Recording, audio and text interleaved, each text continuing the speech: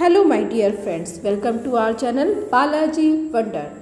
Friends, कुछ parents जानना चाहते हैं कि बच्चों को फोनिक्स सिखाने की सही एज क्या है, किस एज से हम बच्चों को फोनिक्स सिखाना स्टार्ट कर सकते हैं। सो फ्रेंड्स, बच्चों को फोनिक्स सिखाने के लिए सबसे इम्पॉर्टेंट है कि बच्चों को अल्फ़ाबेट का रिकग्निशन होना चाहिए, यानी कि बच्चों को अल्फ़ाबेट की पहचान होनी चाहिए। पेरेंट्स को भी सही फोनिक का नॉलेज होना इम्पॉर्टेंट है। जिन पेरेंट्स को फोनिक साउंड क्लियर नहीं है या नहीं आते, वो डिस्क्रिप्शन बॉक्स में जाकर लिंक पर क्लिक करके फोनिक साउंड को सुन सकते हैं और देख सकते हैं।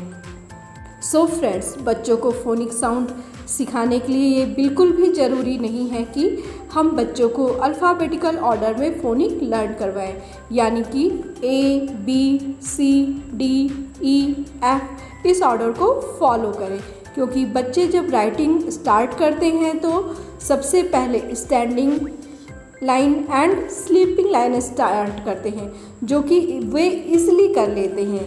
तो हम बच्चों को अल्फ़ाबेटिकल ऑर्डर ना फॉलो करके standing and sleeping line based letter से स्टार्ट कर सकते हैं, जैसे कि T, L, F, E, I, H in order से भी स्टार्ट कर सकते हैं। अल्फ़ाबेट का रिकग्निशन एंड फोनिक साउंड हम साथ साथ भी स्टार्ट कर सकते हैं। ये हम 2.5 ईयर एज से स्टार्ट कर सकते हैं। अभी आगे वीडियो में मैं आपसे शेयर करूंगी कि आप 2.5 ईयर वाले एज ग्रुप के बच्चों को फोनिक कैसे लर्न करवाएं। फोनिक साउंड लर्न करवाते समय थोड़ा पेशेंस रखना चाहिए, क्योंकि कुछ बच्चे जल्दी पिकअप कर लेते हैं और कुछ बच्चे आराम से धीरे धीरे पिकअप करते हैं। It is very important as per the age of child, बच्चों को फोनिक सिखाने का तरीका बदल जाता है। 2.5 ईयर एज ग्रुप से 3 इयर्स एज ग्रुप के बच्चों को standing and sleeping line based alphabet का रिकग्निशन एंड राइटिंग करवाएं, क्योंकि बाकी अल्फ़ाबेट को राइट करने में स्टार्टिंग में बच्चों को कठिनाई महसूस होती है, लेकिन जब हम standing and sleeping line based letters से स्टार्ट करते हैं तो वो इन अल्फ़ाबेट्स को ईज़िली सीख लेते हैं और उसमें उनको कॉन्फिडेंस भी डेवलप होता है। जब वो थोड़ा राइट कर लेते हैं तो उनमें और कॉन्फिडेंस लेवल इंक्रीज़ हो जाता है। सो जैसे जैसे बच्चों में कॉन्फिडेंस एंड प्रैक्टिस डेवलप होने लगे, आप उन्हें slanting line and curve line based letters को भी सिखा सकते हैं, उनकी प्रैक्टिस भी करवा सकते हैं और इसी के साथ फोनिक साउंड भी प्रिपेयर करवाते रहें। तो आइए जानते हैं कि इस एज ग्रुप के बच्चों को फोनिक साउंड कैसे प्रिपेयर करवाएं।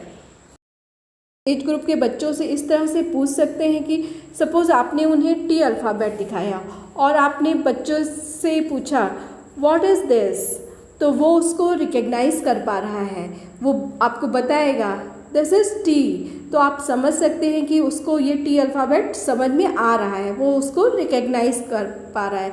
अब आप फोनिक साउंड उसको बता सकते हैं। छोटे बच्चों के लिए आप बिग पिक्चर साइज़ वाली बुक या फ्लैश कार्ड का यूज़ करें तो बेटर होगा। अब आप उसे इस तरह से कह सकते हैं, T for tiger, T sounds ट ट टाइगर। टा बोलते समय टा पर अधिक प्रेशर दें ताकि बच्चा उस साउंड पर ध्यान दे। इसी तरह से मान लीजिए आपने एच अल्फ़ाबेट्स लिया है, आप उसको एच अल्फ़ाबेट शो कर रहे हैं, तो आप कह सकते हैं H for hen, H sounds हा हा हैन।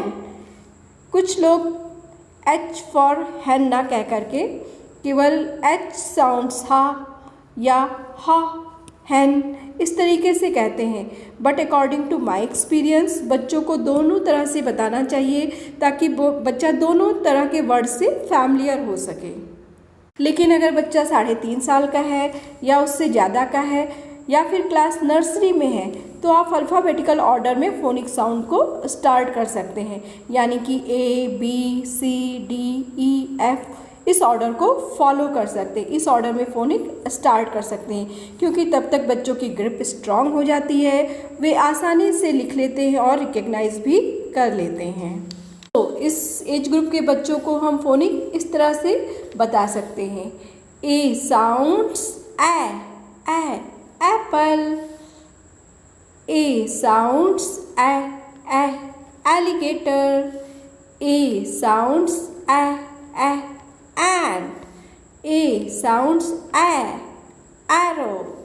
A sounds aeroplane. A sounds ambulance. इस तरह से बच्चा कई वर्ड भी सीख लेता है और फोनिक को भी समझने लगता है। जब बच्चे को ये समझ में आ जाए तो आप दूसरा फोनिक स्टार्ट कर सकते हैं। 2-3 फोनिक बताने के बाद आप बच्चों को रिवाइज जरूर करवाते रहें, नहीं तो आप एक तरफ सिखाते जाएंगे और बच्चा दूसरी तरफ रिवीजन ना होने के कारण भूलता चला जाएगा। ये प्रैक्टिस आप फ्लैश कार्ड से करवाएं तो बेटर रहेगा, नहीं तो आप घर पर ही वर्कशीट भी प्रिपेयर कर सकते हैं। पेरेंट्स को भी अपने साइड का एफर्ट जरूर करना चाहिए, नहीं तो हम केवल बच्चों में ही दोष निकालते रहेंगे कि बच्चे को ये नहीं आता है, बच्चे को वो नहीं आता है, जबकि हमने अपने हिस्से का एफर्ट नहीं किया होता है।